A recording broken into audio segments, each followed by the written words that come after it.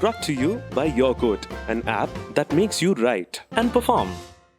In a desert far, far away, there was a well. Now, who was crazy enough to dig a well in the middle of a desert? Nobody knew. Nobody was there to know. Now, inside that well sat a woman. How did she get there? What was she doing there? Why did she go inside the well? Nobody knew. She was 43, but I swear you would have never guessed her age just by looking at her face. Her skin was flawless. There were absolutely no wrinkles or no blemishes. Her hair was long, thick, black, and shiny. And every other new person that she meets, she went ahead and asked them, "Hey, you, guess my age." And as they got the answer wrong, she sniggered. And this happened every time. And I swear she could easily replace Julia Roberts from one of those anti-aging cream ads.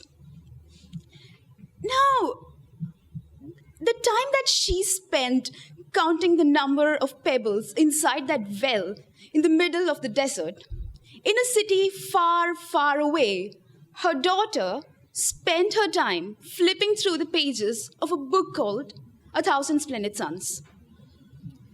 It's been 2 days since the two of them spoke.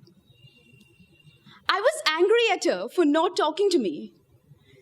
I missed our hours-long gossip sessions. I wanted to tell her about the book, about my new crush, about college.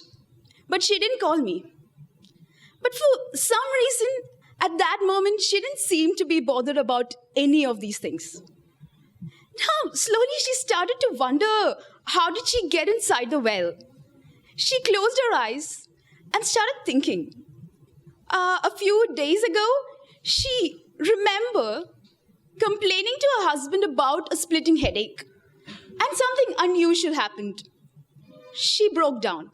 She never cries. And then 2 days later, he was the one who cried in front of her. And she remembers him telling her that he is going to quit smoking. And trust me, she's heard that at least 100 times in the past 20 years.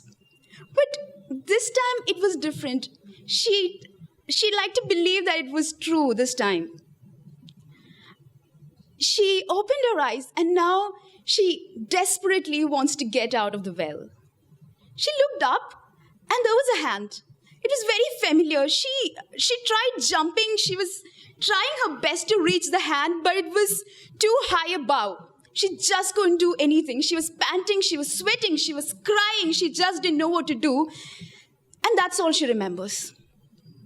She opens her eyes and she is on a hospital bed. She's surrounded by a few people, few faces familiar, a few unfamiliar.